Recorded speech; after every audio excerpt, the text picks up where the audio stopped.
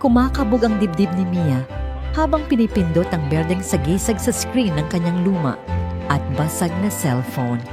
Ang bawat tibok ng kanyang puso ay tila isang malakas na dagundong sa tahimik na sulok ng bodega kung saan siya panandaliang nagtago mula sa ingay at kinang ng malapalasyong mansyon ng mga Montero. "Hello, ito po ba si Mia Reyes?" Tanong ng isang boses sa kabilang linya formal at walang emosyon. "Oo po, ako nga po," halos pabulong niyang sagot.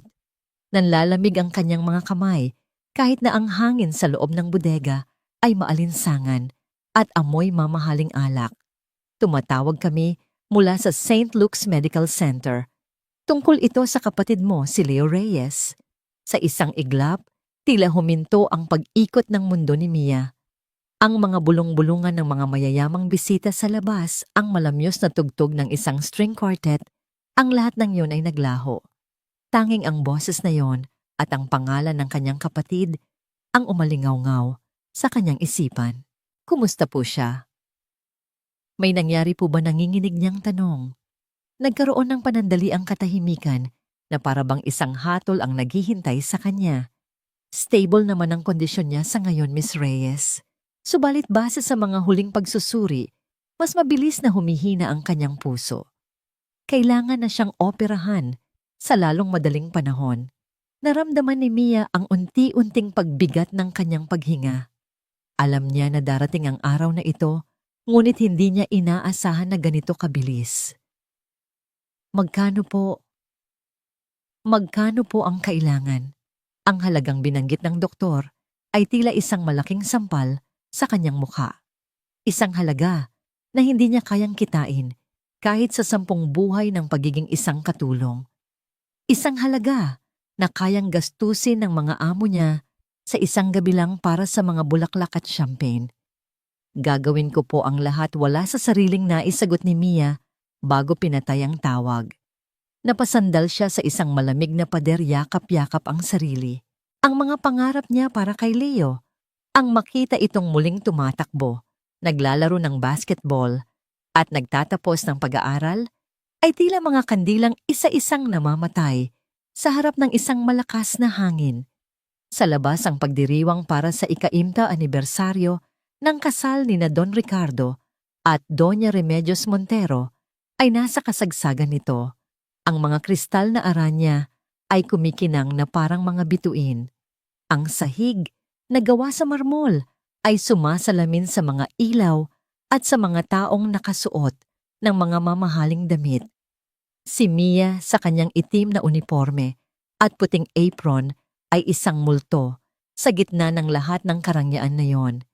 Ang bawat baso ng alak na kanyang inaalok, ang bawat platito ng pagkain na kanyang inihahain ay isang paalala ng malaking agwat sa pagitan ng mundo niya at ng mundo nila. Pinilit niyang suotin ang isang blangkong maskara sa kanyang muka at lumabas mula sa bodega. Kailangan niyang magtrabaho. Kailangan niyang kumita para kay Leo. Habang naglalakad siya, dala ang isang tray ng mga baso ng champagne. Isang matalim na tingin ang sumalubong sa kanya. Si Zoe, ang mapagmataas na nobya ng nag-iisang anak ng mga Montero na si Adrian. Nakasuot ito ng isang makinang na berdeng bestida na lalong nagpapatingkad sa maputi nitong balat. "Dahan-dahan ka naman, baka matapunan mo pa ako," sabi ni Zoe. Ang boses ay puno ng pangmamalit. Hindi man lang nito sinubukang itago ang pagkasuklam sa kanyang mga mata. Yumuko lang si Mia. "Pasensya na po, ma'am." Hindi pa siya nakakalayo nang marinig niya ang isang pamilyar na boses, matigas at walang pakundangan. Si Don Ricardo. "Adrian, ano pa bang hinihintay mo? Ang kasal ninyo ni Zoe ang magpapatibay sa pagsasanib ng ating mga kumpanya. Huwag mo nang patagalin pa ito." Napatigil si Mia sa likod ng isang malaking haligi, hindi sinasadyang maging saksi sa pag-uusap ng mag-ama. "Papa, hindi ako isang laruan na pwede ninyong basta-basta na lang ipakasal para sa negosyo." Sagot ni Adrian, ang boses ay puno ng pagkadismaya.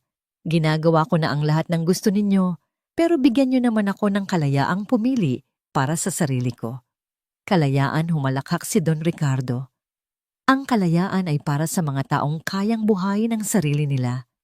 Hanggat nabubuhay ka, sa ilalim ng pangalan ko sa loob ng pamamahay ko, gagawin mo ang sasabihin ko. Patunayan mo muna na karapat-dapat ka sa apelyidong Montero bago mo hanapin ang kalayaan mo. Ang mga salitang yon ay tumama kay Adrian na parang mga suntok. Nakita ni Mia ang pagtiim ng bagang nito at ang pagkuyom ng mga kamao sa gilid. Walang nagawa si Adrian kundi tumalikod at maglakad palayo. Ang mukha ay nababalot ng galit at kahihiyan. Nagpatuloy si Mia sa kanyang paglalakad, dala-dala ang bigat ng narinig. Kung ang isang makapangyarihang tulad ni Adrian ay nakakaramdam ng pagiging bilanggo, ano pa kaya siya? Sa kanyang pag-iikot muli niyang nakasalubong si Zoe na ngayon ay may ngisi sa mga labi habang pinapanood ang papalayong si Adrian. Tila nasiyahan ito sa pagkapahiya ng kanyang nobyo. Nagtama ang kanilang mga mata at biglang nag-iba ang ekspresyon ni Zoe. Mula sa pagiging mapanukso ito ay naging mapanira. Habang papalapit si Mia dala ang tray na puno ng alak, sinadyang iharang ni Zoe ang kanyang mamahaling sapatos na may takong nakasing talim ng isang punyal. Huli na nang mapansin ito ni Mia. Nawalan siya ng balanse. Ang mga sumunod na segundo ay tila bumagal. Ang pagtalsik ng gintong likido sa hangin, ang pagbagsak ng mga babasaging kopa sa makintab na sahig at ang malakas na tunog ng pagkabasag na pumunit sa marangyang katahimikan ng gabi. Ngunit ang pinakamasakit sa lahat ay ang halakhak na sumunod dito. Ang malutong at mapanlibak na tawa ni Zoe na sinundan ng mga hagikhikan at bulungan ng mga bisitang nakasaksi. Nakatitig ang lahat sa kanya, hindi para tulungan, kundi para panoorin siyang bumagsak.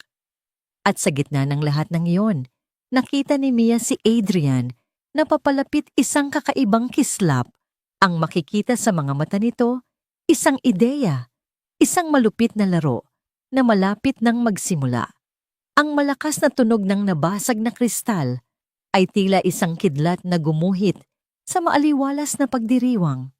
Sa isang iglap huminto ang malamyos na musika, natigil ang mga tawanan at bulungan. Ang lahat ng mga mata na kanina lamang ay abala sa pagkislap ng mga alahas at pagtikim ng mamahaling pagkain ay iisang direksyon na lamang ang tinitingnan, ang kaawa-awang katulong na nakaluhod sa sahig sa gitna ng mga bubog at basang mantsa ng champagne. Para kay Mia ang katahimikan na iyon ay mas nakakabingi kaysa sa anumang sigaw. Bawat pares ng mata ay tila isang matulis na tinik na tumutusok sa kanyang pagkatao. Naramdaman niya ang pamumula ng kanyang mga pisngi, ang panginginig ng kanyang mga kamay, habang pinipilit niyang damputin ang mga basag na piraso ng kristal. Ang malamig na champagne na bumasa sa kanyang uniforme ay tila yelong gumagapang sa kanyang balat, kasing lamig ng mga tingin na ipinupukol sa kanya. At sa gitna ng lahat lumapit si Adrian, hindi para tulungan, hindi para mag-alala. Lumapit siya na may ngisi sa kanyang mga labi, isang ngisi ng kapangyarihan at paglilibang. Tumingin siya mula sa itaas na para bang si Mia ay isang gusgusing insekto na naligaw sa kanyang perpektong hardin. Tingnan mo ang ginawa mo, sabi ni Adrian. Ang boses ay kalmado, ngunit puno ng pang-uuyam. Ang mga katulong ay dapat manatili sa pagiging katulong. Kapag sinubukan nilang maging parte ng selebrasyon, ganito ang nangyayari. Ang mga salitang iyon ay sinundan ng mga hagikhikan. Ang kahihiyan ni Mia ay naging isang palabas para sa kanila. Isang panandaliang aliwan sa kanilang magarbong gabi. Walang sino man ang lumapit para damayan siya. Tumayo si Mia yumuko at paulit-ulit na humingi ng paumanhin habang ang ibang mga staff ay mabilis na lumapit para linisin ang kalat. Bumalik ang musika. Nagpatuloy ang tawanan. Sa loob lamang ng ilang minuto, ang insidente ay tila ganap ng nakalimutan ng lahat maliban kay Mia at sa dalawang taong nag-umpisa nito. Sa isang mesa sa di kalayuan umupo si Adrian kasama si Zoe at ang kanilang mga kaibigan. Sunod-sunod ang kanyang tungga sa mamahaling brandy, ang kanyang mga mata ay madilim at ang kanyang panga ay nanatiling matigas. Ang pagkapahiya niya sa harap ng kanyang ama kanina ay isang sugat na sariwa pa at ang pagpapahiya kay Mia ay ang tanging paraan niya para maramdamang muli na siya ang may kontrol. Nakita mo ba ang itsura niya kanina? Bulong ni Zoe kay Adrian habang ang kanyang mga daliri ay marahang humahaplos sa braso nito. Para siyang basang sisiw. Siguro sinadya niya yon para mapansin mo. Huwag mo nang isipin ang basurahan, Zoe. Sagot ni Adrian, ngunit ang kanyang mga mata ay palihim na sumusulyap sa direksyon ni Mia na ngayon ay tahimik na namimigay muli ng inumin sa kabilang dulo ng silid. Ngunit si Zoe ay hindi pa tapos. Mayroon siyang galit sa mga babaeng tulad ni Mia, tahimik simple, ngunit may angking ganda na hindi nangangailangan ng kolorete o alahas, isang uri ng ganda na nagpapaalala sa kanya ng sarili niyang kakulangan. Bigla siyang tumayo at sinenyasan si Mia na lumapit. "Excuse me, miss," tawag niya ang boses ay ubod ng tamis, ngunit may nakatagong lason. Nanginginig ang mga tuhod ni Mia habang lumalapit siya sa mesa ng mga makapangyarihan. "Yes, ma'am," itinuro ni Zoe ang kanyang kumikinang na stiletto. "May isang maliit na patak ng pulang alak dito. Natapunan mo ang sapatos ko kanina. Linisin mo." Walang nagawa si Mia kundi tumango. Kumuha siya ng isang malinis na serbilyeta at dahan-dahang lumuhod sa harap ni Zoe. Ang eksena ay isang perpektong larawan ng kapangyarihan at pagkaalipin. Si Zoe nakataas ang noo, nakatingin sa kanya mula sa kanyang trono. Si Mia nakayuko, naglilingkod sa kanyang paanan. Habang maingat na pinupunasan ni Mia ang sapatos, narinig niya ang mahinang tawa ni Adrian. At pagkatapos, naramdaman niya ito. Isang malamig na agos ng tubig. Mula sa kanyang ulo dumaloy ito sa kanyang buhok, sa kanyang leeg, hanggang sa mabasa ang likod ng kanyang uniforme. Namilog ang mga mata ni Mia sa gulat. Itinaas niya ang kanyang paningin at nakita si Zoe na hawak ang isang basong walang laman. Ang kanyang mukha ay nagpapanggap na nagulat. "Ay naku, ang lampa ko naman," sabi ni Zoe, ngunit ang kanyang mga mata ay nagsasayaw sa tuwa. "Pasensya ka na, hindi ko sinasadya." Isang malakas na tawanan ang umalingaw-ngaw mula sa mesa. Ang mga kaibigan ni Adrian at Zoe ay halos mamilipit sa galak. Ang iba pang mga bisita na nakakita ay nagbulungan ng iba ay napailing na lang, ngunit walang sino man ang nagtangkang sawayin sila. Nakatulala lang si Mia basang-basa at nanginginig, hindi dahil sa lamig, kundi dahil sa matinding kahihiyan. Gusto niyang magsalita, gusto niyang sumigaw, ngunit walang boses na lumalabas sa kanyang lalamunan. Ang tanging gusto niya ay maglaho na parang bula, ngunit hindi pa tapos ang gabi. Biglang tumayo si Adrian, itinaas ang kanyang baso. Ang kanyang boses pinalakas ng alak at ng arogansya ay umalingaw-ngaw sa buong grand ballroom. "Mga kaibigan, isang sandali lang po," sigaw niya. Muling natahimik ang lahat, ang kanilang atensyon ay na kay Adrian. Tila nasiyahan siya sa pagiging sentro ng lahat. Para hindi tayo mainip ngayong gabi, pagpapatuloy niya, isang mapanuksong ngamong ngiti ang gumuhit sa kanyang mga labi. "Naisip ko na magkaroon tayo ng isang maliit na laro. Isang palabas na tiyak na magbibigay aliw sa ating lahat." Ang kanyang mga mata ay tila naghahanap ng isang bagay o isang tao. At pagkatapos sa gitna ng daan-daang mga bisita, ang kanyang tingin ay huminto. At ang mga mata niya na puno ng malamig at kalkuladong plano ay dumapo at tumitig ng diretso kay Mia. Ang mga mata ni Adrian Montero ay parang mga daluyong na humahanap ng sisirain, at sa gitna ng karagatan ng mga mamahaling mukha, ang kanyang tingin ay dumaong kay Mia. Ang nangiti sa kanyang mga labi ay hindi na lamang mapanukso, ito ay naging mapanganib.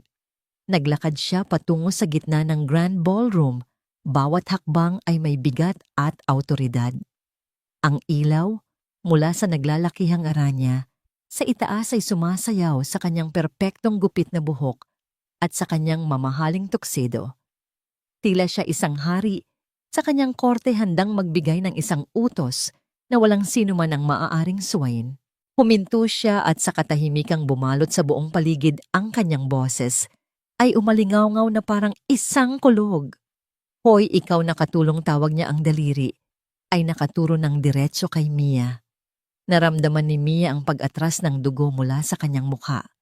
Pakiramdam niya ay libu-libong karayom ang tumutusok sa kanyang balat habang ang lahat ng atensyon ay muling napunta sa kanya. Nanatili siyang nakatayo.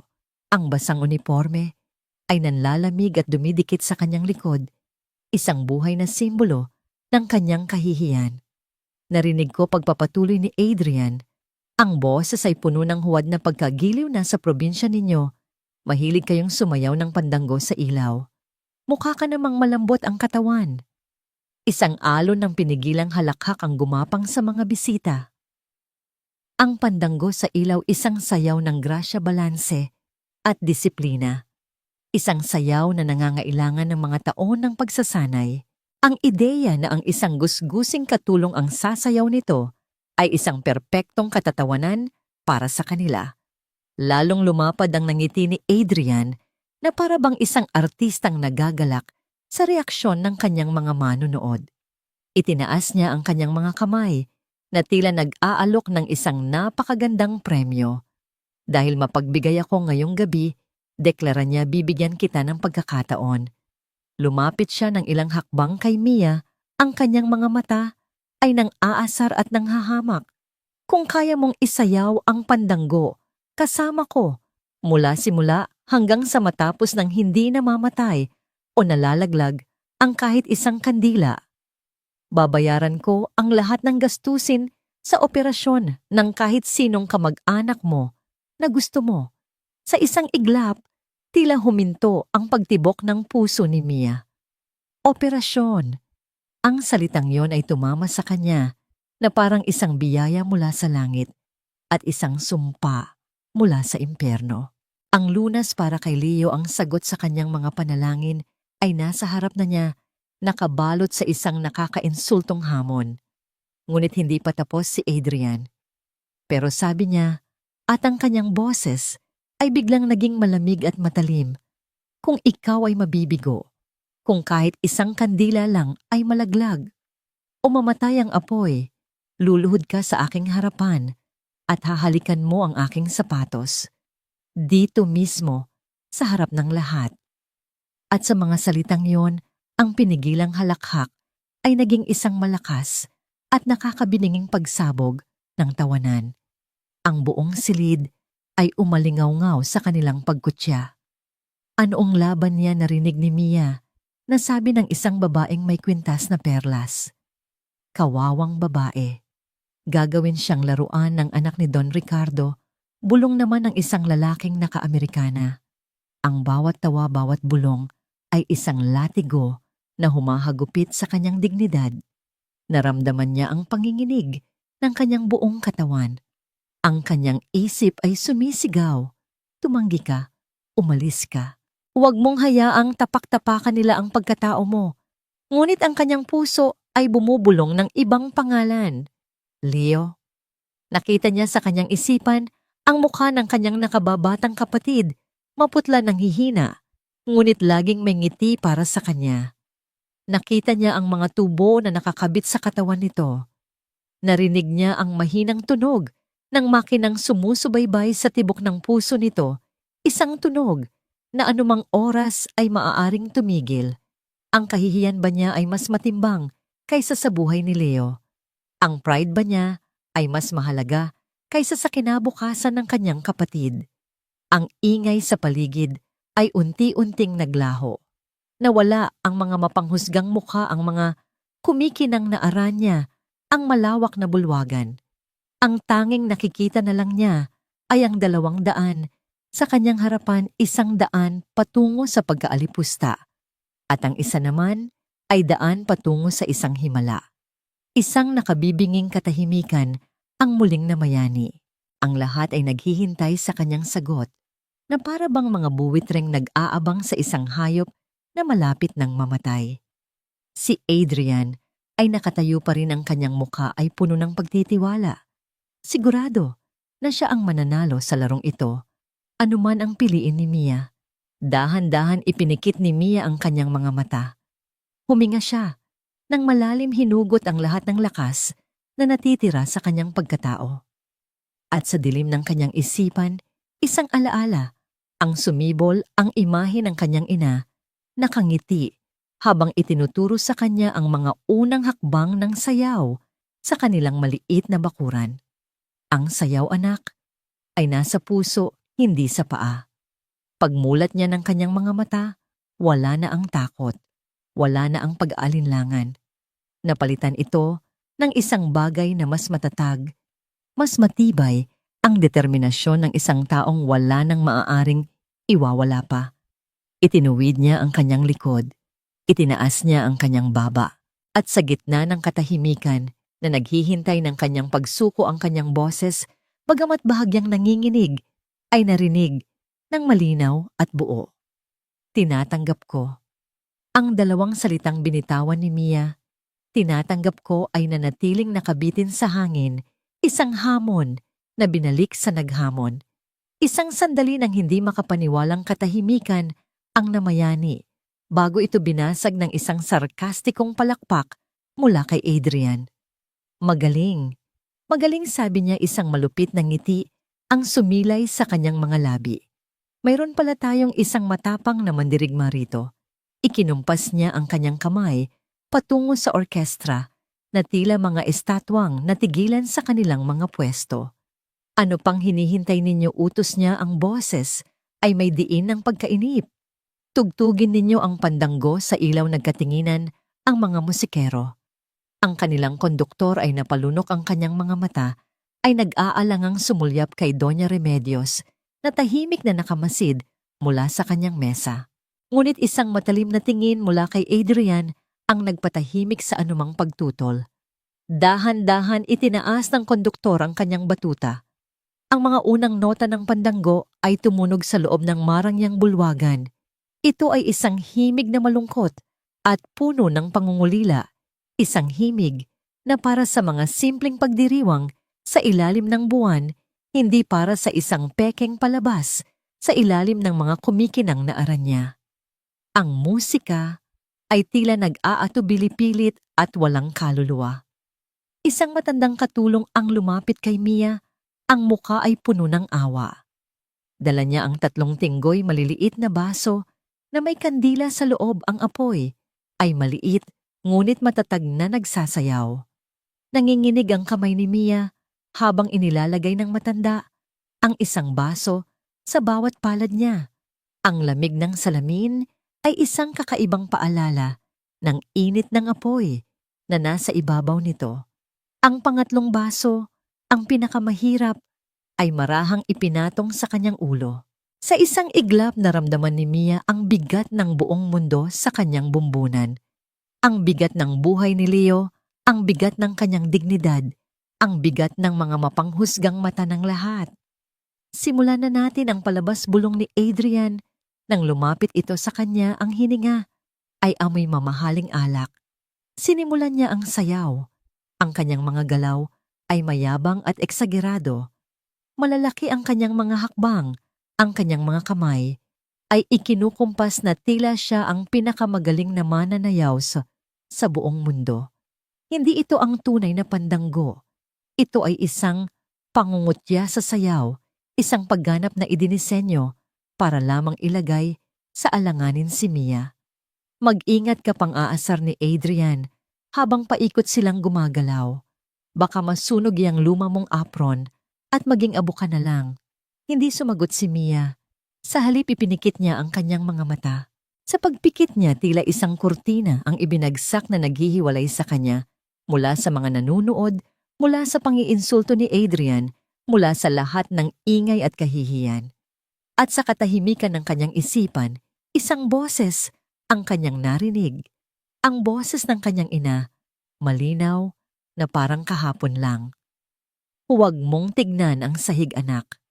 Pakinggan mo ang tibok ng iyong puso. Ito ang iyong balanse. Hayaan mong ang musika ang maging hangin sa ilalim ng iyong mga paa.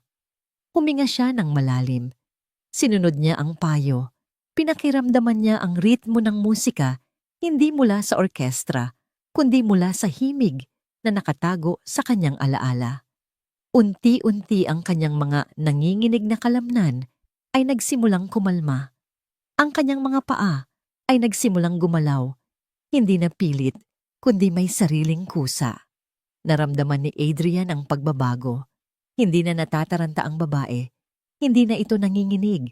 Ang kanyang pagkamuhi ay napalitan ng pagkainis. Kailangan niyang sirain ang konsentrasyon nito. Sa gitna ng isang pag-ikot, bigla niyang binago ang kanyang galaw. Isang marahas at mabilis na pag-ikot ang kanyang ginawa, sabay hila sa braso ni Mia. Ito ay isang galaw na tiyak na sisira sa balanse ng kahit sinong mananayaw. Isang kolektibong ang kumawala sa mga panauhin. Nakita nila ang marahas na paggalaw. Nakita nila kung paano nanginig ang buong katawan ni Mia. At higit sa lahat, nakita nila ang kandila sa kanyang ulo. Ang apoy nito ay nagsayaw ng malikot. Kumislap ito, lumiit at halos mamatay. Ito na ang sandaling hinihintay nila, ang kabiguan, ang pagbagsak, ang katapusan ng laro. Ang ilan ay nagsimula nang nangumisi, naghahanda para sa kanilang huling halakhak. Ngunit hindi bumagsak si Mia. Sa halip na labanan ang hila ni Adrian, ginamit niya ang puwersa nito. Sa isang hindi inaasahang liksi at grasya na tila nagmula sa ibang mundo, umikot siya kasabay ng paghila. Ang kanyang palda ay umangat na parang isang bulaklak na namumukadkad. Ang kanyang mga paa ay dumausdos sa marmol na sahig nang walang mali, at nang huminto siya, ang kanyang postura ay perpekto. Ang apoy sa kandila sa kanyang ulo na muntik ng pumanaw ay muling tumindig, kalmado, matatag at hindi natitinag. Ang mga ngisi sa mukha ng mga bisita ay naglaho. Ang mga nakahandang halakhak ay biglang naputol at namatay sa kanilang mga lalamunan. Ang katahimikan na bumalot sa bulwagan ay hindi na katahimikan ng pag-aabang sa kahihiyan. Ito ay katahimikan ng lubos na pagkamangha.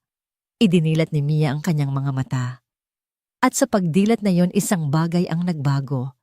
Ang mga matang kanina'y puno ng takot at pag-aalinlangan ay napalitan ng isang apoy na matagal nang natutulog sa kaibuturan ng kanyang kaluluwa. Ang tingin niya ay diretso, matatag at tumagos sa nanlilisik na mga mata ni Adrian. Hindi na ito ang tingin ng isang katulong-o. Ito ang tingin ng isang mananayaw. Ang orkestra na tila nahawa sa biglaang pagbabago ng ihip ng hangin ay nagsimulang tumugtog ng may mas malalim na damdamin. Ang himig ng pandanggo ay hindi na pilit. Ito'y naging isang panaghoy, isang kwento ng kalungkutan at katatagan. At si Mia ay nagsimulang sumayaw. Hindi na lang basta gumagalaw. Siya ay sumasayaw. Ang bawat hakbang niya ay may bigat at kahulugan. Ang bawat kumpas ng kanyang kamay ay tumpak at puno ng sining. Ang kanyang katawan na kanina'y naninigas sa takot ay naging malambot at malaya na para bang tubig na umaagos sa saliw ng musika. Hindi na niya sinusundan si Adrian. Ang nangyayari ay kabaligtaran ng musika at ang sayaw mismo ang kanyang sinusundan, at si Adrian ay napipilitang sumunod sa kanya. Ang mga bulungan sa paligid ay nagbago ng tono. Ang dating pangungutya ay napalitan ng hindi makapaniwalang paghanga. Saan niya natutunan yan? Mahinang tanong ng isang ginang sa kanyang katabi. Imposible. Tingnan mo ang kanyang mga paa. Sagot naman ng isang matandang Ginoo. Walang mali, walang pag-aalinlangan. Ang bawat galaw ay perpekto. Mula sa kanyang kinalalagyan, sa itaas na palapag, si Doña Remedios ay dahan-dahang tumayo. Ang kanyang mga mata, na puno ng karunungan at karanasan, ay nakatutok lamang kay Mia. Ang kanyang labi ay bahagyang nakaawang na, para bang nakakita siya ng isang multo mula sa nakaraan. Lalong uminit ang ulo ni Adrian. Ang dapat sana'y madali at mabilis na pagpapahiya ay nagiging isang palabas na hindi na siya ang bida. Ang atensyon ng lahat ay nasa babaeng katulong na dapat niyang nilalaro lang. Hindi niya ito matatanggap. Kailangan niyang bawiin ang kontrol. Sa isang bahagi ng sayaw kung saan sila'y maglalapit, hinawakan niya ng mahigpit ang braso ni Mia. Ang kanyang mga daliri ay bumaon sa balat nito. Ang kanyang mukha ay ilang pulgada na lang ang layo at sa gitna ng ingay ang kanyang pabulong na tanong ay parang isang ahas na tumuklaw. Sino ka ba talaga? Saan mo ninakaw ang mga galaw na yan nang gigigil niyang sabi? Ang bawat salita ay may bahid ng pagbabanta. Tumingin lamang si Mia sa kanyang mga mata. Walang salitang namutawi sa kanyang bibig. Ngunit ang kanyang katahimikan ay mas malakas kaysa sa anumang sagot. Pagkatapos sa isang galaw na puno ng kapangyarihan na hindi inaasahan ni Adrian, marahan niyang binawi ang kanyang braso mula sa pagkakahawak nito. At bilang sagot sa kanyang tanong, gumawa si Mia ng isang bagay na lalong nagpatulala sa lahat. Sa halip na isang simpleng pag-ikot, isinagawa niya ang espadilla, isang komplikado at mabilis na serye ng mga hakbang na nagtatapos sa isang biglaang paghinto na nangangailangan ng sukdulang balanse. Ang kanyang mga paa ay halos hindi na makita sa bilis na tila may sariling isip na sumasabay sa pinakamabilis na bahagi ng tugtog. At pagkatapos, sa kasagsagan ng kanyang pag-ikot, bigla niyang itinulak si Adrian. Hindi ito isang malakas na tulak na pisikal. Ito ay isang tulak na bahagi ng koreografiya, isang tulak na dapat ay sinasabayan ng kapareha. Ngunit si Adrian, na hindi handa at nawala na sa sariling bersyon ng sayaw ay nataranta. Nawala siya sa balanse, isang hakbang paatras, dalawang hakbang, muntik na siyang matumba. Kung hindi niya mabilis na nabawi ang kanyang postura, babagsak siya sa sahig sa harap ng daan-daang bisita. Isang kolektibong paghinga ng gulat ang narinig mula sa mga manonood. Ang dakilang si Adrian Montero, ang may-ari ng gabi, ay halos mapahiya sa sarili niyang laro. Nang makabawi siya, ang kanyang mukha ay kulay pula, isang pinaghalong galit at matinding kahihiyan. Samantala, si Mia pagkatapos ng kanyang kahangahangang pag-ikot ay dahan-dahang lumuhod sa sahig, isang braso ay nakataas sa isang galaw ng pagpapakumbaba at sining. Ang kanyang katawan ay tila naging isang nabubuhay na eskultura.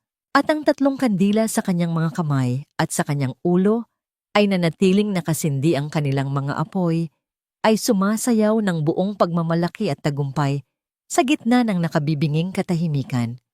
Sa gitna ng katahimikang bumalot sa buong bulwagan, isang katahimikang mas matunog kaysa sa pinakamalakas na palakpak, isang tunog ang pumailan lang mula sa itaas na palapag. Isang dahan-dahan sinsero at nag-iisang palakpak. Ang lahat ay napatingala. Doon sa may balkonahe kung saan tanaw ang buong pagdiriwang nakatayo si Doña Remedios Montero. Ang kanyang mukha na karaniway kalmado at maharlika ay nababasa ngayon ng mga luhang hindi niya sinubukang itago. Ang kanyang mga mata ay hindi nakatingin sa kanyang anak na halos mapahiya, kundi nakatutok lamang kay Mia na para bang nakakita siya ng isang himala. Ang nag-iisang palakpak na yon, ang tila gumising sa lahat, at sumunod ang isang alon ng mga palakpak, unay alanganin, pagkatapos ay lumakas, hanggang sa naging isang dumadagundong na pagkilala na yumanig sa pundasyon ng mansyon. Hindi na ito palakpak para sa isang katulong na nakagawa ng imposible. Ito ay palakpak para sa isang tunay na alagad ng sining. Tumayo si Mia mula sa kanyang pagkakaluhod. Ang musika ay umabot na sa huling bahagi nito, isang malungkot, ngunit matamis na melodiya ng pagtatapos. Sa kanyang isipan, ang bulwagan ay naglaho.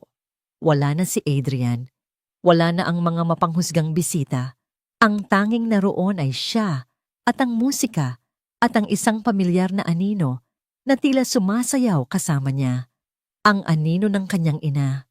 Ang bawat galaw niya ngayon ay hindi na para sa hamon. Ito ay isang pag-aalay. Ang bawat pag-ikot ay isang pagbabalik tanaw sa mga hapon na ginugol niya sa kanilang maliit na kubo, kung saan ang sahig na kawayan ang kanilang entablado at ang tunog ng lumang radyo ang kanilang orkestra. Ang bawat pag-indayog ng kanyang balakang ay isang paggunita sa tawa ng kanyang ina habang sila'y magkayakap pagkatapos ng isang nakakapagod na pagsasanay. Ang apoy Mia, tila naririnig niyang bulong sa hangin, ay parang kaluluwa. Ingatan mo ito. Huwag mong hayaang mamatay. Si Adrian, sa kabilang banda, ay tila isang estranghero na naligaw sa entablado. Ang kanyang mga galaw ay naging mekanikal, wala sa tiyempo, at puno ng pagkataranta. Ang kanyang pagiging arogante ay ganap ng naglaho, napalitan ng isang desperadong pagnanais na matapos na lamang ang sayaw. Ang bawat segundo na nananatili siya roon kasama ang babaeng ito ay isang dagdag na sampal sa kanyang napinsalang ego.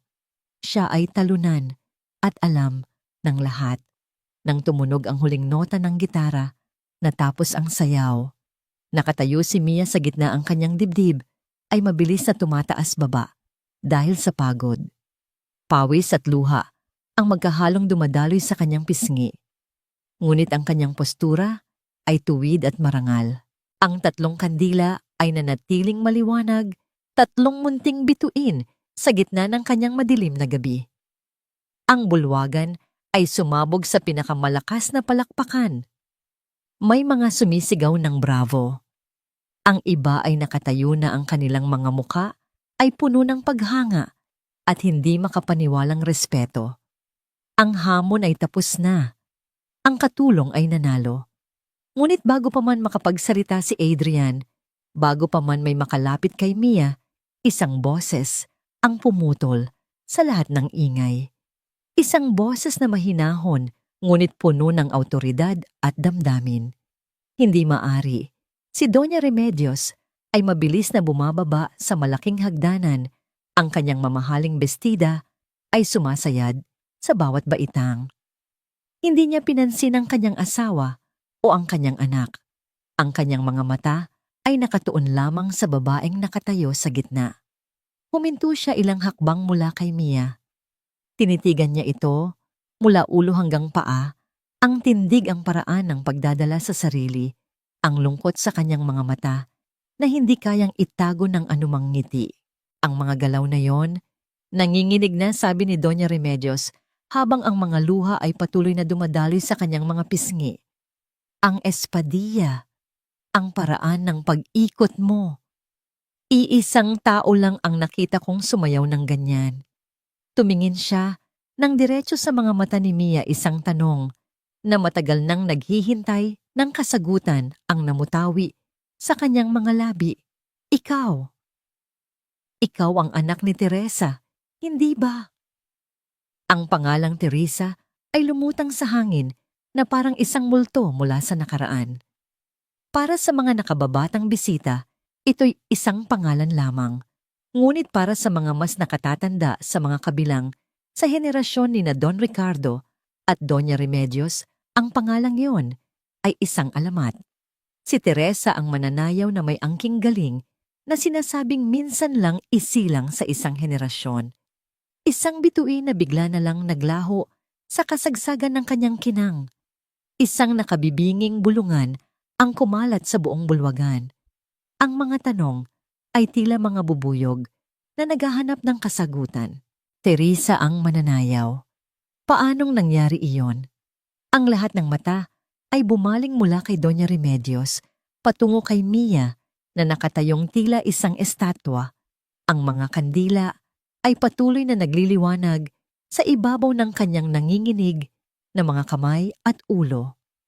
Ang tanong ni Doña Remedios ay hindi isang akusasyon, kundi isang pagkilala, isang tanong na tumagos sa kanyang uniforme, sa kanyang pagiging katulong at diretsong kumausap sa kanyang kaluluwa. Dahan-dahan, Sa gitna ng libu-libong mga matang nakatitig sa kanya, isang luha ang pumatak mula sa mata ni Mia. At pagkatapos, sa isang halos hindi marinig na bulong, ibinigay niya ang kanyang sagot. Opo, ang isang salitang yon ay sapat na. Ito ang kumpirmasyon. Ito ang sagot sa lahat ng tanong. Alam ko na sigaw ng isang matandang ginang mula sa gilid. Ang kanyang ina, si Teresa. Napanood ko siya sa Cultural Center noon. Ganyan-ganyan ang kanyang tindig. Sunod-sunod na ang mga bulong ng pag-alala at pagkamangha. Ang babaeng kanina lang ay kinukutya at pinagtatawanan ay biglang naging sentro ng isang halos nakalimutan ng alamat. Lumapit si Doña Remedios kay Mia. Marahan niyang hinawakan ng pisngi nito. Ang kanyang mga mata ay puno ng lungkot at pagsisisi. Anak, bakit hindi mo sinabi? Bakit ka nagtatrabaho bilang ganito? Bago pa man makasagot si Mia, isang matinis na boses ang pumunit sa emosyonal na sandali. Kasama lahat yan sa palabas niya si Zoe na kanina patahimik sa isang sulok, ang muka ay hindi maipinta, sa galit at inggit ay sumugod papalapit.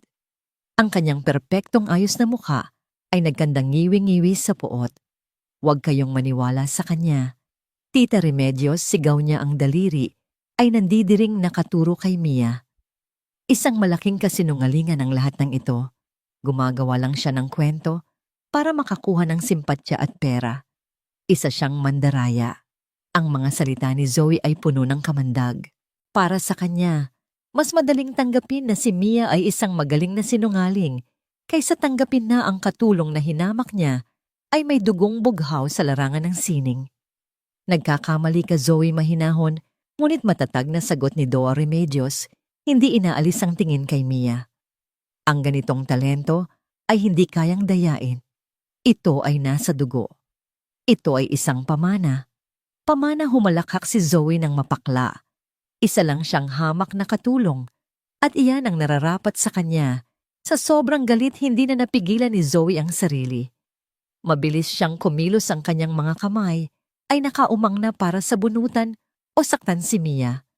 Ang kanyang intensyon ay malinaw, sirain ang imahe ng kahinahunan at dignidad na biglang bumalot sa dating katulong. Gusto niyang ibalik si Mia sa putik kung saan siya nararapat. Isang kolektibong hiyawan ng gulat ang narinig mula sa mga bisita habang sumusugod si Zoe. Ngunit ang kanyang kamay ay hindi umabot sa buhok ni Mia. Isang braso ang humarang sa kanya, si Adrian. Humakbang siya sa pagitan ng dalawang babae, itinulak palayo si Zoe. Ngunit ang kanyang mga mata ay hindi nakatingin sa kanyang nobya. Ang mga ito ay nakatitig kay Mia at sa kauna-unahang pagkakataon, ang kanyang mukha ay hindi dinababakasan ng pagmamataas o panguuyam. Ang nakikita rito ay isang bagay na mas malalim at mas komplikado. Pagkalito, hindi makapaniwala at isang maliit na bahid ng pagsisisis. Tama na, Zoe, utos niya. Ang boses ay mababa at garalgal. Pero Adrian, hindi mo ba nakikita? Niloloko niya tayong lahat, pagpupumilit ni Zoe. Bago pa man makasagot si Adrian, si Doña Remedios na ang bumasag sa tensyon. Inalis niya ang kanyang kamay mula sa pisngi ni Mia at humarap sa nagwawalang si Zoe. Ang kanyang boses na kanina'y puno ng emosyon ay naging kasing lamig ng yelo. Ang tanging nakikita kong panloloko dito, Hiha, ay ang pag-uugali mo, mariin niyang sabi. Nakita ko kung paano mo siya binasa kanina. Ang pagiging disente at pagkakaroon ng mabuting puso ay hindi nabibili ng pera o ng apelyido. Humarap siya sa lahat ng kanyang mga bisita. Si Teresa, pagpapatuloy niya ang boses ay muling lumakas, ay hindi lang isang mananayaw. Isa siyang tunay na alagad ng sining na tinalikuran ang karangyaan para sa kanyang minamahal. At ang kanyang anak, lumingon siyang muli kay Mia, isang malungkot na ngiti ang sumilay sa kanyang mga labi, ay nagpatunay ngayong gabi na ang tunay na kadakilaan ay hindi namamatay. Nagtatago lang ito, naghihintay ng tamang pagkakataon para muling sumiklab. Ang telon ay ganap ng naitaas. Ang katotohanan ay nasa liwanag na. Si Mia ay hindi na lamang isang katulong na nanalo sa isang hamon. Siya na ngayon ang nawawalang anak ng isang alamat at ang kanyang kwento ay ngayon pa lamang nagsisimula. Ang pagbubunyag ni Doña Remedios ay tila isang malakas na sampal sa mukha ng bawat bisita, lalo na kay Adrian. Ang babaeng ginawa niyang sentro ng katatawanan ay hindi pala isang ordinaryong tao. Siya ay isang pamana, isang buhay, na alaala ng isang alamat. Bigla ang kanyang laro ay hindi na nakakatuwa. Ito ay naging isang kabastusan sa sining at sa isang pangalang iginagalang ng marami. Mabilis na umikot ang utak ni Adrian. Nakita niya ang pagbabago sa mga tingin ng mga tao. Mula sa paghanga sa kanya, ito'y naging pagkutya. Narinig niya ang mga bulungan na ngayon ay hindi na pumupuri sa kanyang kapangyarihan, kundi humuhusga sa kanyang kalupitan. Ang gabi na dapat ay magpapatunay ng kanyang pangingibabaw ay nagiging gabi ng kanyang pinakamalaking kahihiyan. Kailangan niyang kumilos, kailangan niyang bawi ng sitwasyon. Sa isang galaw na tila hinugot mula sa isang pelikula, maingat niyang inayos ang kanyang tuksido, huminga ng malalim at humakbang papalapit kay Mia. Ang kanyang mukha na kanina'y puno ng galit ay biglang napalitan ng isang maskara ng malalim na pagsisisi at paghanga.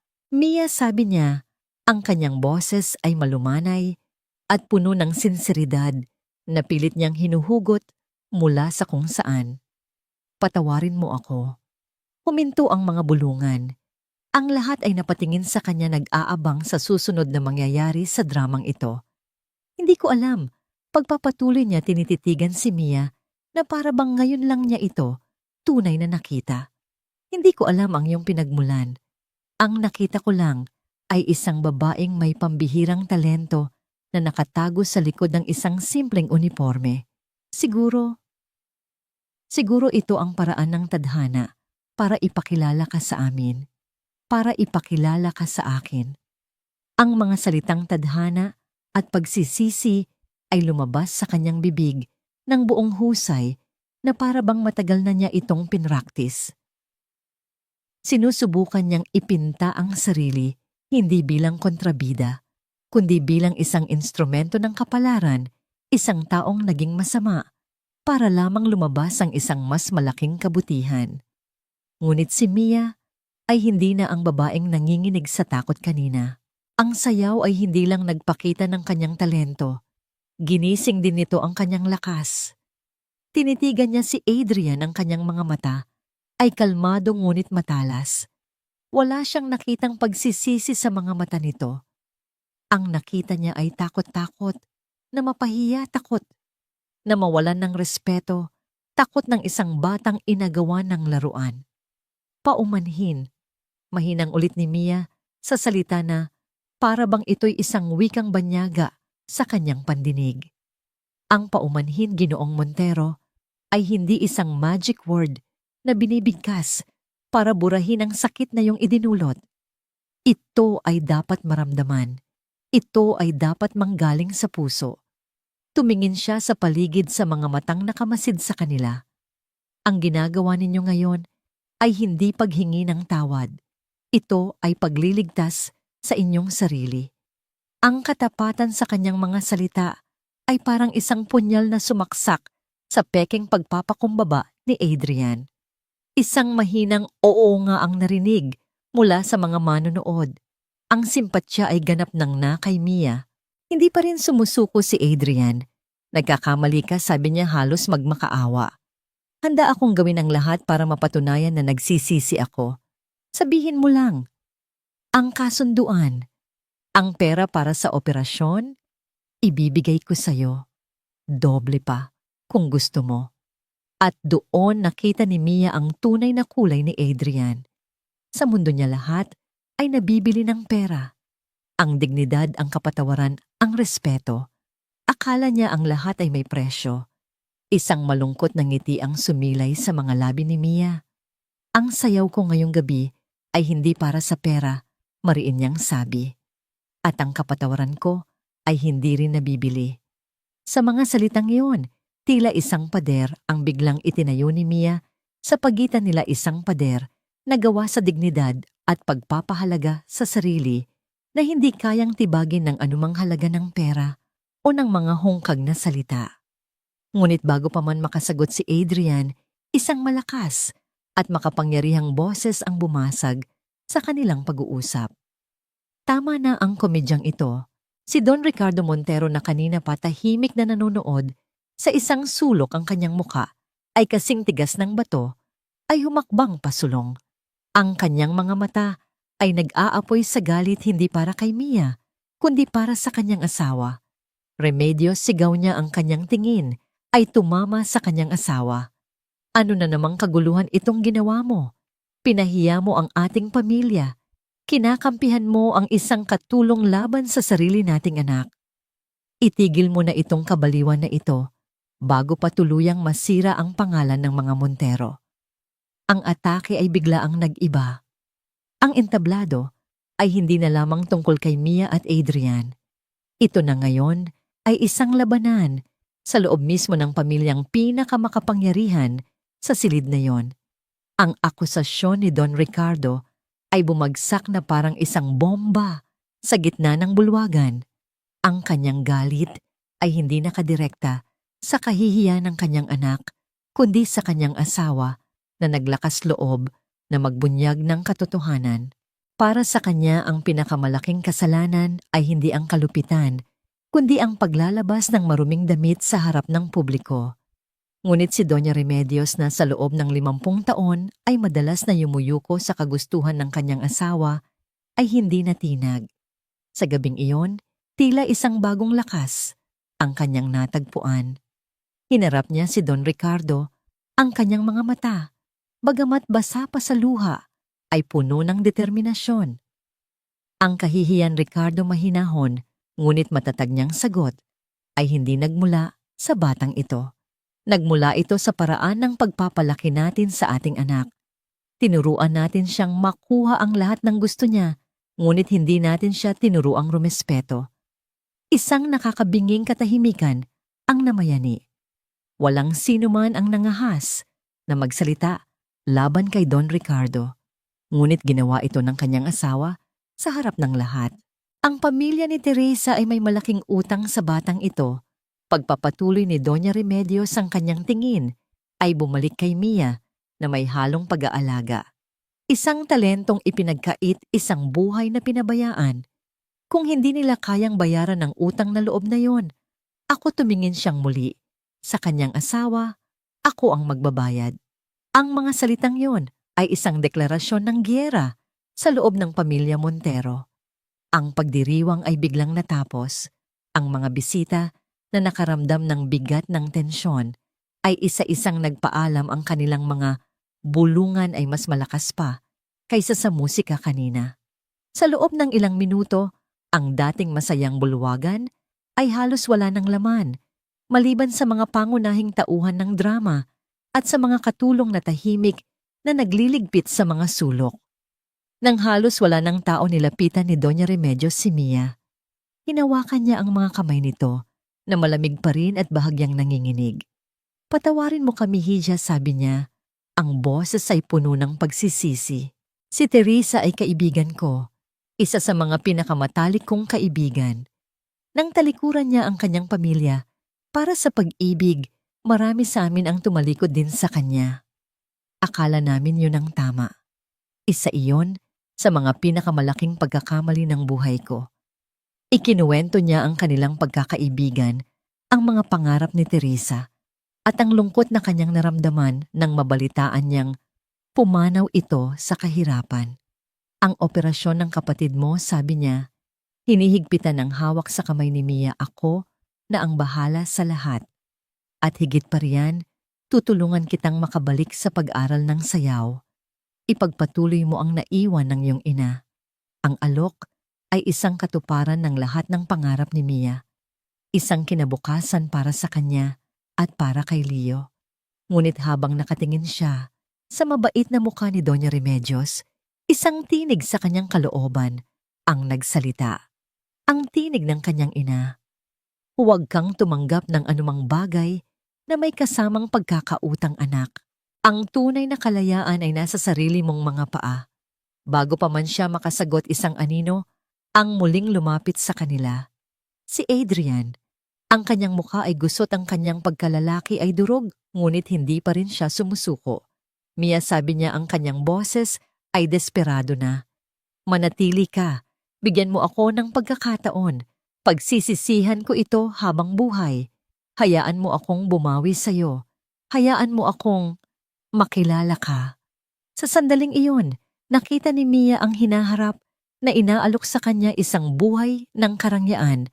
Marahil ngunit sa ilalim ng anino ng isang lalaking hindi niya kailanman mapagkakatiwalaan. Isang buhay bilang isang tropeo na napanalunan, hindi bilang isang taong iginagalang. Katahimikan, dahan-dahan binitiwan ni Mia ang kamay ni Doña Remedios at lumapit sa isang mesang may mga inumin. Kumuha siya ng isang baso at sinalinan ito ng malamig na tubig mula sa pitzel. Ang kanyang bawat galaw ay kalmado at may layunin. Naglakad siya pabalik kay Adrian na nag-aabang, ang kanyang mga mata ay puno ng isang desperadong pag-asa. Huminto si Mia sa harap niya. Tinitigan niya ito ng diretso sa mata at sa huling pagkakataon nakita niya ang lahat ng kanyang ginawa. Ang pangungutya, ang pagpapahiya, ang kalupitan. At pagkatapos, itinaas niya ang baso. Hindi nag-atubili. Walang babala. Sa isang mabilis at matatag na galaw, ibinuhos niya ang buong laman ng baso sa mukha ni Adrian Montero. Splash! Ang tunog ng tubig na tumama sa kanyang mukha ay umalingaw-ngaw sa tahimik na bulwagan. Ang malamig na tubig ay dumaloy mula sa kanyang buhok, sa kanyang pisngi tumulo, mula sa kanyang panga, at binasa ang kwelyo ng kanyang mamahaling tuksedo. Si Adrian ay natigilan, hindi makagalaw ang kanyang mga mata ay nanlalaki sa gulat. Si Don Ricardo ay napasinghap sa pagkabigla, habang isang maliit na ngiti naman ang sumilay sa labi ni Doña Remedios. Nakatitig pa rin si Mia kay Adrian. Ang kanyang kamay ay nasa ere pa rin, hawak ang basong wala ng laman. Iyan, sabi niya, ang kanyang boses ay kalmado, ngunit may talim na parang yelo, ay para magising ka sa katotohanan. Ibinaba niya ang baso sa isang malapit na mesa at muling hinarap ang nabiglang si Doña Remedios. Yumuko siya ng may buong paggalang. Maraming salamat po sa inyong kabutihan, Ginang Montero, sabi niya, nang may taos-pusong pasasalamat. Ngunit hindi ko po matatanggap ang lahat ng inyong alok. Pero bakit hidya, nag-aalalang tanong ni Doña Remedios? Tatanggapin ko po ang tulong para sa operasyon ni Leo. Sagot ni Mia, ang kanyang boses ay naging matatag. Ituturing ko po itong isang utang na babayaran ko sa inyo balang araw sa kahit anong paraan. Ngunit ang aking kinabukasan, tumingin siya sa kanyang sariling mga kamay, ang mga kamay na sumayaw at nagtagumpay. Ang kinabukasan ko po ay ako na ang gagawa. Sasayaw po ako sa sarili kong mga paa, hindi sa ilalim ng pangalan o anino ng kahit sino. Sa mga salitang yon, tumalikod si Mia. Hindi na niya tiningnan pa si Adrian na nakatayo pa ring bahasa at talunan. Hindi na niya hinintay ang sagot ng mag-asawang Montero. Dala ang dignidad na kanyang ipinaglaban at nabawi, naglakad siya palabas ng marangyang bulwagan. Ang bawat hakbang niya palayo ay isang hakbang patungo sa kanyang sariling kalayaan. Ang sayaw ay tapos na, ngunit ang tunay na sayaw ng kanyang buhay ay ngayon pa lamang magsisimula. Makalipas ang 3 buwan, ang nakasisilaw na ilaw ng mga aranya ay napalitan ng sinag ng araw na pumapasok sa mga siwang ng bintanang gawa sa caps.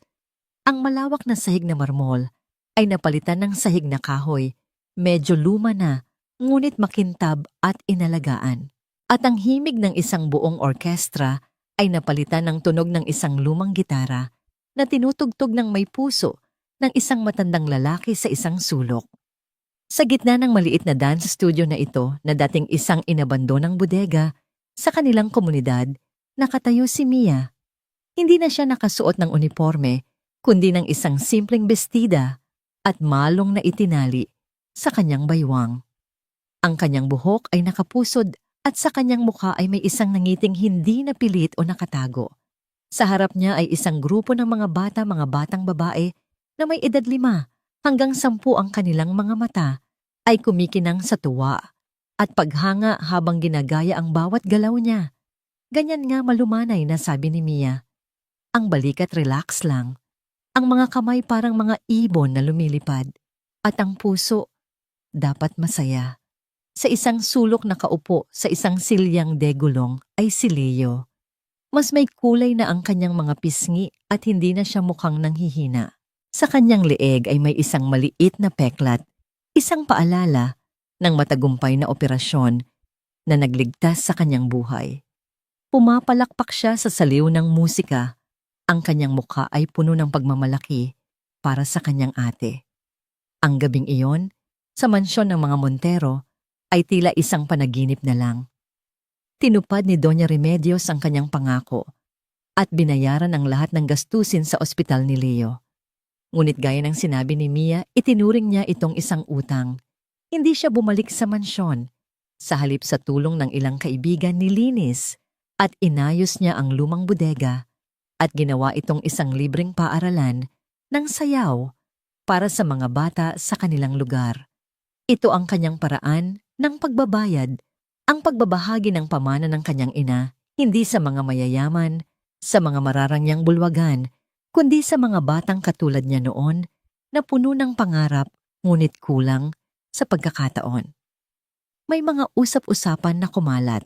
Nabalitaan niyang naghiwalay na di umano sina Adrian at Zoe dahil ang insidente ay nagdulot ng malaking iskandalo na nakaapekto sa planong pagsasanib ng kanilang mga kumpanya. Narinig din niya na si Adrian ay pansamantalang ipinadala ng kanyang ama sa ibang bansa para mag-aral, isang paraan para ilayo ito sa kahihiyan. Ngunit ang mga balitang iyon ay hindi na mahalaga kay Mia. Ang mundo ng mga Montero ay isang kabanata na isinara na niya. Isang hapon, habang nag-aayos siya sa studio, pagkatapos ng klase, isang sulat ang dumating para sa kanya. Galing ito kay Doña Remedios.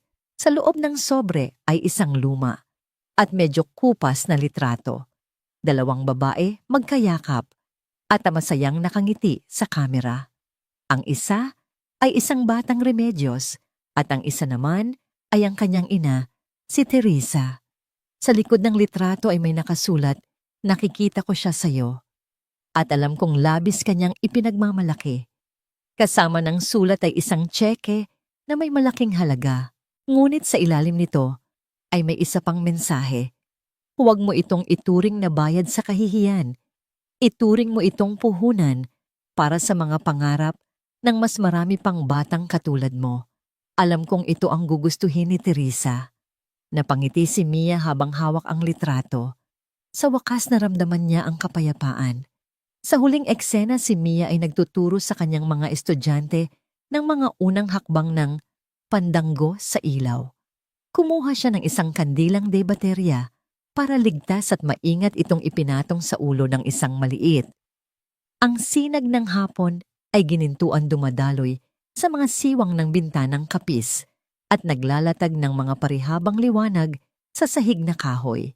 Ang hangin ay puno ng halimuyak ng pinaghalong pawis, lumang kahoy at ang hindi maipaliwanag na amoy ng mga pangarap na nagsisimulang mabuo. Sa gitna ng lahat ng ito, ang maririnig lamang ay ang malambing na tunog ng isang gitara at ang mga maliliit na yabag ng mga batang nagsasayaw. Para kay Mia, ito ang kahulugan ng kapayapaan. Ang kanyang maliit na dance studio, ang sinag ng sining, ay naging isang kanlungan para sa mga bata sa kanilang komunidad. Ang mga pader nito ay puno ng mga drawing ng mga bata, mga larawan ng mga mananayaw na lumilipad mga bituin at mga bulaklak. Bawat sulok ng silid ay saksi sa mga tawanan, sa mga pagkadapa at sa mga maliliit na tagumpay. Kamakailan lang isang lokal na pahayagan ang nagsulat tungkol sa kanyang munting paaralan. Dahil dito, kinilala ng lokal na pamahalaan ang kanyang proyekto at nag-alok ng maliit na suporta. Ito ay isang malaking bagay para sa kanya. Ate, tingnan mo. Napalingon si Mia sa pinanggalingan ng boses. Si Leo na ngayon ay hindi na nakaupo sa kanyang wheelchair. Dahan-dahan siyang naglalakad, medyo may kaunting alalay pa sa pader, ngunit bawat hakbang ay isang milagro. Ngumiti siya nang malapad ang kanyang mga mata, ay nagniningning. Ang galing-galing mo na bunso, sabi ni Mia, ang kanyang puso ay nag-uumapaw sa tuwa. Niyakap niya ang kanyang kapatid. At sa sandaling iyon naramdaman niya na ang lahat ng kanyang pinagdaanan ay may katuturan. Ang kanyang tagumpay ay kumpleto na. O iyon ang kanyang akala. Kinagabihan, habang nag-iisa na lamang siya at nagliligpit sa studio, isang sulat ang idinulas sa ilalim ng pinto. Ito ay nasa isang mamahaling sobre kulay krema at may nakaukit na gintong selyo na hindi niya pamilyar. Sa pagbukas niya nito, isang kakaibang kaba ang gumapang sa kanyang dibdib. Ang sulat ay mula sa isang organisasyong tinatawag na Montero Cultural Development Foundation. Nakasaad dito na ang kanyang sinag ng sining ay napili bilang isang potensyal na benepisyaryo para sa isang malakihang grant na naglalayong suportahan ang mga sining sa mga komunidad. Inaanyayahan siya sa isang formal na pagpupulong sa susunod na linggo sa isang kilalang hotel sa Makati. Montero. Ang pangalan pa lang ay sapat na para pabalikin ang lahat ng masasakit na alaala. Bakit ngayon pa? Bakit sa ganitong paraan? Hindi pa man natatapos ang kanyang pag-iisip, biglang tumunog ang kanyang telepono. Isang hindi rehistradong numero. Nag-atubili siyang sagutin ito, ngunit sa huli ay pinindot din niya. Hello, Mia Hiha, si Remedios ito. Ang boses ni Doña Remedios ay tila mas matanda at may bahid ng pag-aalala na hindi narinig ni Mia noon. Ginang Remedios, napatawag po kayo. Magalang na sagot ni Mia. Hiha, kailangan mong malaman, diretsong sabi ng matanda. Nakabalik na si Adrian mula sa Amerika at para patunayan na nagbago na siya sa kanyang ama, itinatag niya ang foundation na yan. Siya ang namumuno dito. Naramdaman ni Mia ang panlalamig ng kanyang mga kamay. Ang multo ng nakaraan ay hindi na pala isang anino lamang. Ito ay nagbalik may pangalan at may isang formal na imbitasyon. Hindi ko alam kung ano ang kanyang binabalak. Pagpapatuloy ni Doña Remedios ang kanyang boses ay halos pabulong na. Ngunit kilala ko ang aking anak. Hindi siya kumikilos ng walang kapalit. Hidya pakiusap. Mag-ingat ka. Pagkatapos ng tawag, natulala si Mia. Hawak ang sulat sa isang kamay at ang telepono sa kabila. Ang kapayapaan na kanyang naramdaman kanina ay biglang naglaho na palitan ng isang madilim na pangamba. Pinilit niyang iwaksi ito sa kanyang isipan. Isinara na niya ang studio at naglakad pa uwi sa ilalim ng mga ilaw ng poste. Habang papalapit siya sa kanilang maliit na bahay, isang sasakyan ang biglang huminto sa kanyang tabi. Ang makina nito ay halos walang tunog, ngunit ang presensya nito sa kanilang makipot na kalye ay nakakabingi. Isang itim, makintab at napakamahal na sasakyan. Isang sasakyang pamilyar sa kanya. Bumukas ang pinto sa likuran at mula sa dilim, isang figura ang lumabas. Nakasuot ito ng isang perpektong plantsadong business suit, ang buhok ay maayos na nakagupit at ang mukha ay mas seryoso at tila mas matanda. Wala na ang aroganteng nangisi. Napalitan ito ng isang kalmado at kalkuladong nangiti na mas nakakatakot kaysa sa anumang sigaw. Mia, sabi ni Adrian Montero, ang kanyang boses ay mababa at kontrolado. Magandang gabi. Kailangan nating mag-usap. Ang presensya ni Adrian sa kanilang maliit at tahimik na kalye ay tila isang pagkakamali sa realidad. Ang kanyang mamahaling sapatos ay nakatapak sa sementong may mga lamat at ang kanyang amoy ng pabango ay humalo sa amoy ng nilutong hapunan mula sa mga kalapit na bahay. Naramdaman ni Mia ang titig ng kanilang mga kapitbahay mula sa kanilang mga bintana. Nagtataka kung sino ang importanteng bisita na dumating para sa simpleng guro ng sayaw. Wala tayong kailangang pag-usapan, mariin ngunit mahinang sagot ni Mia habang mahigpit na niyayakap ang kanyang sarili. Hindi niya gustong gumawa ng eksena. Pakiusap, sabi ni Adrian. At sa kauna-unahang pagkakataon, narinig ni Mia ang isang bagay na kakaiba sa kanyang boses, isang pahiwatig ng pagpapakumbaba, kahit na alam niyang ito'y peke. 5 minuto lang, hindi ako aalis hanggat hindi mo ako pinakikinggan. Sa huli, dahil ayaw niyang maging sentro ng tsismis sa buong kapitbahayan, pumayag siyang sumakay sa sasakyan. Ang loob nito ay amoy katad at malamig. Dahil sa aircon, isang mundong napakalayo sa maalinsangang hangin sa labas. Nang makaupo sila, walang nagsalita sa unang ilang segundo. Pagkatapos nagsimula si Adrian. Alam kong hindi mo ako paniniwalaan. Panimula niya, ang kanyang mga mata ay hindi nakatingin kay Mia, kundi sa madilim na kalsada sa labas. Pero ang mga nangyari noong gabing iyon, binago ako. Huminga siya ng malalim na parabang isang aktor na naghahanda para sa isang mahalagang linya. Ipinadala ako ng aking ama sa Amerika, hindi bilang parusa, kundi para mag-isip. At doon na-realize ko ang lahat, ang kayamanan namin ng kapangyarihan. Wala itong kwenta kung ginagamit lang para sa sarili.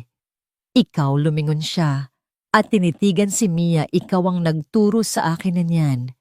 Nagpatuloy siya sa pagsasalita, ang kanyang mga salita ay pinili at pinakinis.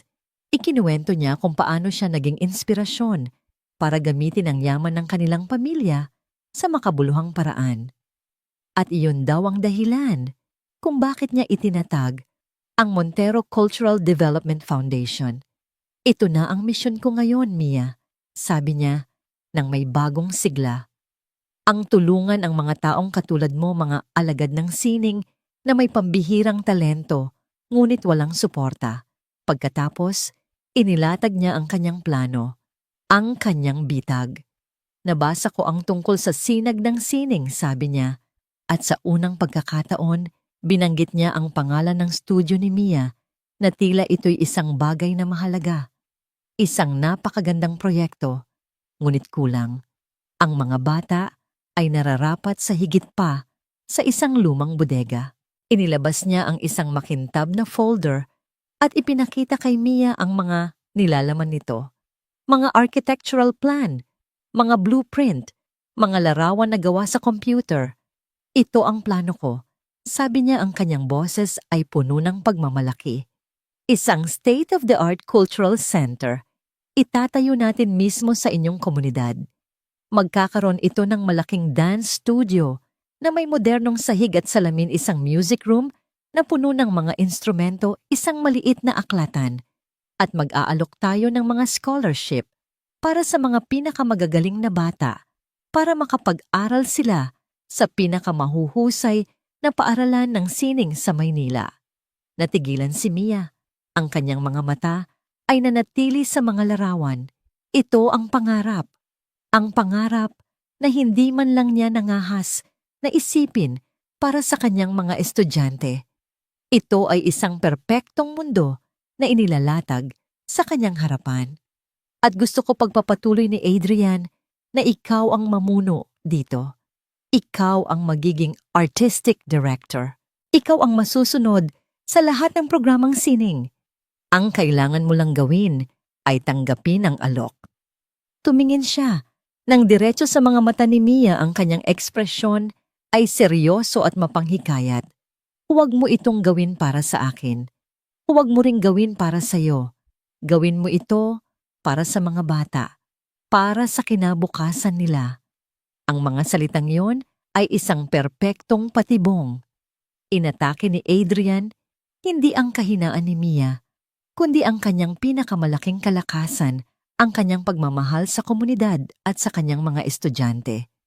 Sa mga sumunod na araw, ang alok ni Adrian ay naging isang malaking balita.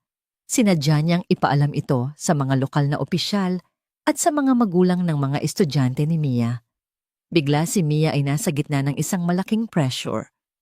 Ang mga magulang ay lumalapit sa kanya, ang kanilang mga mata ay puno ng pag-asa, nagmamakaawa na tanggapin niya ang alok para sa kanilang mga anak. Ang kapitan ng barangay ay kinakausap siya, sinasabing ito ay isang malaking oportunidad para sa kanilang lugar. Naramdaman ni Mia na tila ang mga pader ay papalapit sa kanya. Paano niya tatanggihan ang isang pangarap na inaalok para sa lahat? Kung tatanggi siya, lalabas siyang sakim makasarili, isang taong ipinagkait ang magandang kinabukasan ng maraming bata dahil lamang sa personal na galit. Ang kanyang kapayapaan ay ganap ng nawasak. Gabi-gabi, hindi siya makatulog, ginugulo ng isang tanong.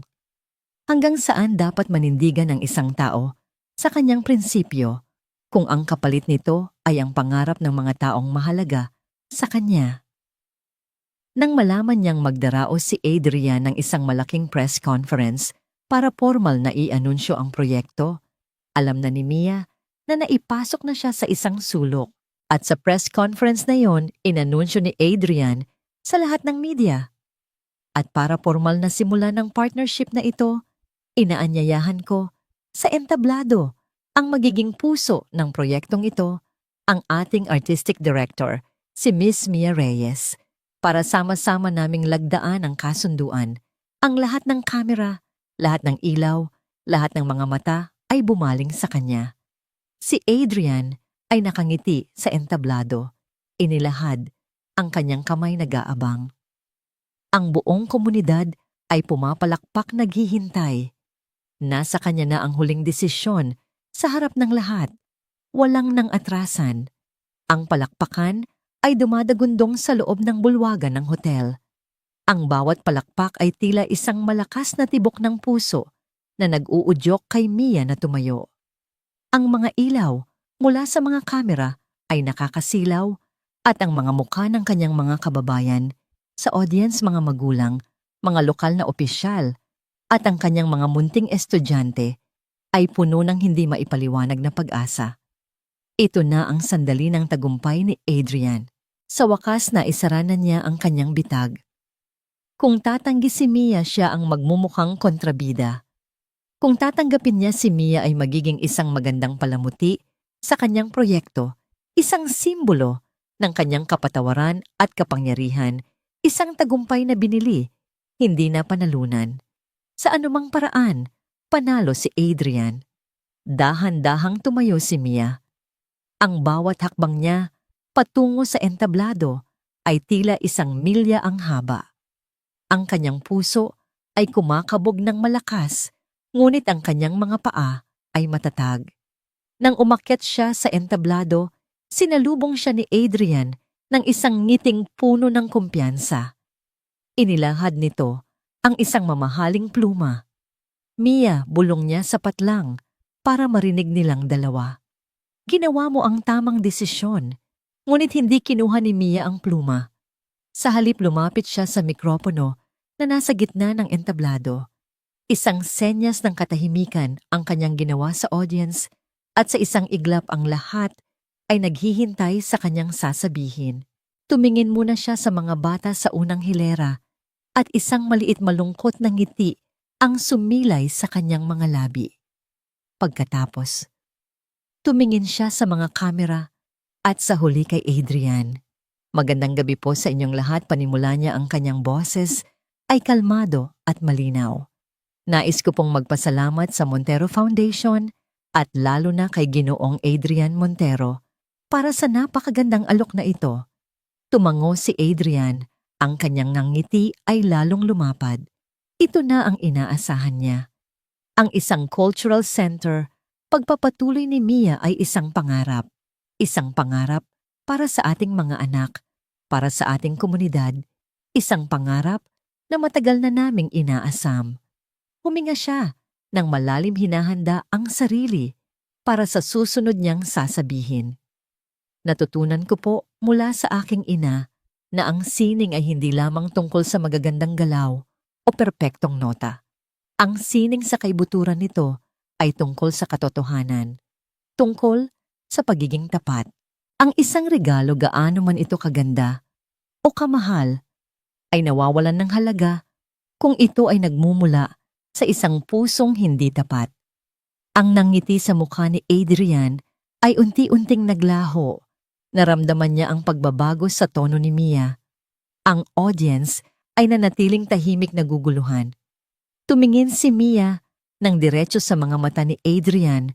Ang kanyang tingin ay matalas at hindi natitinag. At hindi ko po kayang tanggapin ang isang regalong itinayo sa pundasyon ng kasinungalingan at para lamang pagandahin ang isang nasirang pangalan. Isang kolektibong gasp ang narinig mula sa audience. Ang mga reporter ay nagsimulang magbulungan ng kanilang mga kamera ay mas lalong itinuon kay Mia. Hindi ito tungkol sa mga bata. Sabi ni Mia, ang kanyang boses ay nagsimulang tumaas puno ng damdamin. Ito ay tungkol sa inyo, Ginoong Montero. Ito ay isang paraan para burahin ang inyong kahihiyan. Isang paraan para bilhin ang kapatawaran na hindi ninyo kayang hingin ng tapat. Isang paraan para gawing tropeo ang aking sining. Mula sa kanyang bulsa, inilabas niya ang isang luma at medyo lukot na tseke, ang unang tseke na ipinadala sa kanya ni Doña Remedios na hindi niya kailanman ginastos. Ang pamilya Montero, sa pamamagitan ni Ginang Remedios, ay tumulong na sa amin. Noong panahong wala kaming malapitan, sabi niya, itinaas ang tseke para makita ng lahat. Ang utang na loob na yon ay habang buhay kong tatanawin. Ngunit ang proyektong ito, marahan niyang inilapag ang tseke sa ibabaw ng kontratang nakahanda sa mesa. Ito ay hindi tulong. Ito ay isang hawlang gawa sa ginto. Humarap siyang muli sa kanyang komunidad, sa mga magulang, sa mga bata. Ang kanyang mga mata ay nagsusumamo at puno ng katapatan. Ang pangarap natin ay hindi nabibili, deklara niya. Hindi natin kailangan ng isang marangyang palasyo para patunayan ang ating halaga. Ang sining ay nasa ating mga puso. Ang ating kultura ay nasa ating mga ugat. Itatayo natin ang ating mga pangarap gamit ang ating sariling mga kamay, sa ating sariling paraan, gaano man ito kaliit o kasimple. Dahil ang sining na totoo ay mas mahalaga kaysa sa anumang gusaling gawa sa pera at pagkukunwari. Pagkatapos ng kanyang mga salita, isang nakabibinging katahimikan ang bumalot sa bulwagan. Si Adrian ay nakatayo na, parang isang estatwang. Nabasag ang kanyang mukha, ay namumutla ang kanyang bibig, ay bahagyang nakaawang sa hindi makapaniwala. Pagkatapos, isang palakpak ang narinig mula sa isang magulang, sinundan ng isa pa at isa pa. Hanggang sa ang buong bulwagan, maliban sa mga kasosyo ni Adrian, ay nagtayuan at nagbigay ng isang dumadagundong na palakpakan. Isang palakpak na hindi lang para sa kanyang katapangan, kundi para sa katotohanang kanyang sinabi.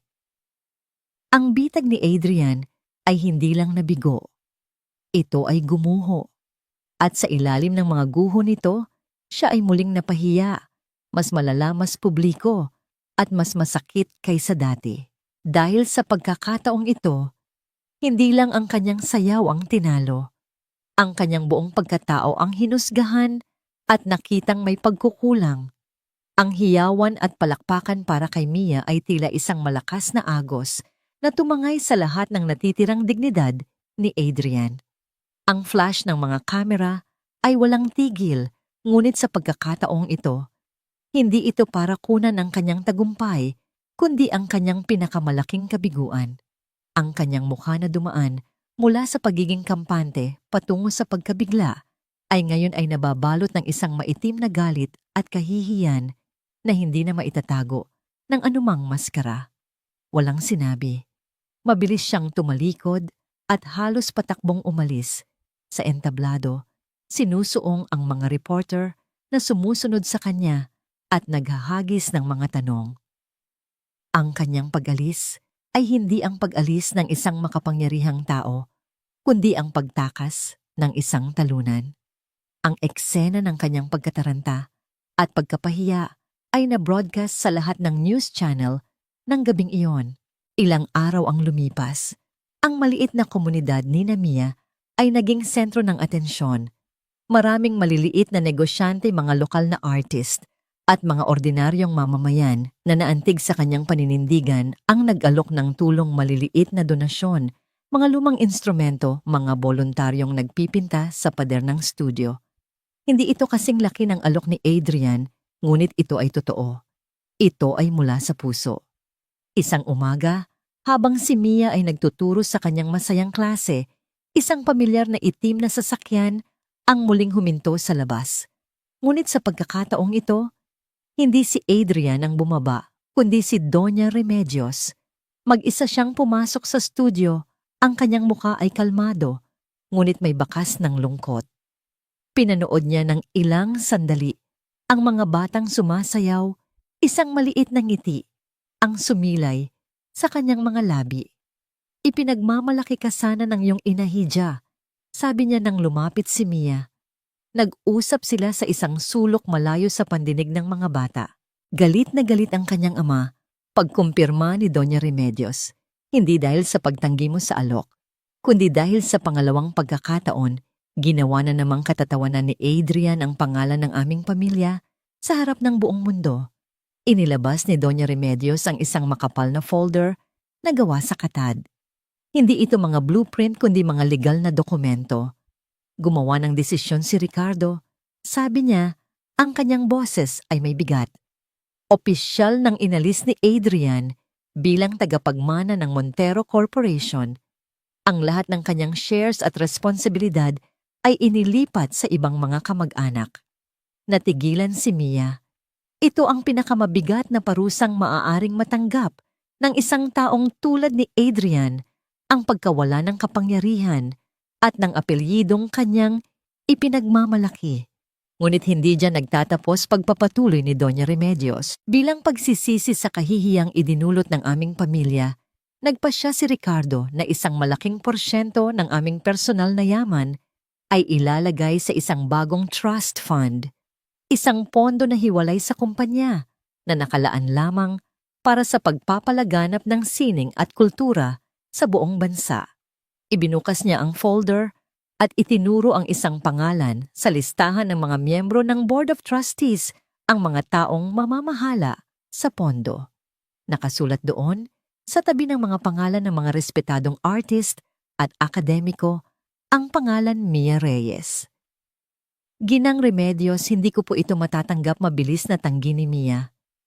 Hindi ito isang regalo, hidya mariing, sabi ng matanda, habang isinasara ang folder at inilalagay ito sa mga kamay ni Mia.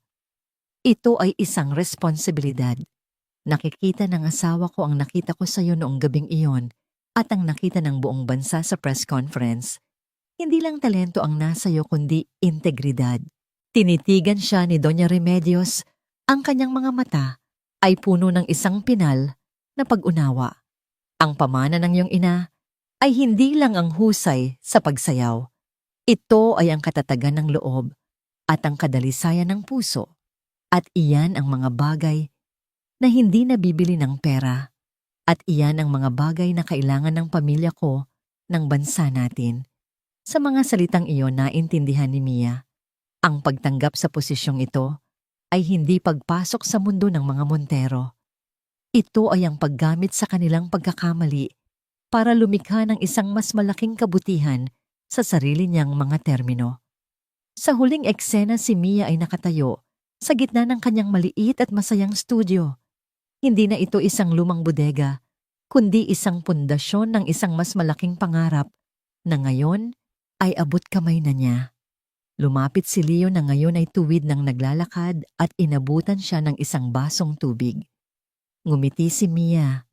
Tumingin siya sa labas ng bintana, sa mga batang naglalaro, at sa komunidad na kanyang ipinaglaban. Ang kanyang kapayapaan ay bumalik na hindi na ito babasagin ng kahit anong multo ng nakaraan. Ito ay isang kapayapaang pinanday ng pagsubok, pinatibay ng paninindigan, at pinagyaman ng pag-asang ibinabahagi niya sa iba. Ang kanyang tunay na pamana, ang sayaw ng isang matatag at malayang kaluluwa, ay ngayon pa lamang tunay na nagsisimula.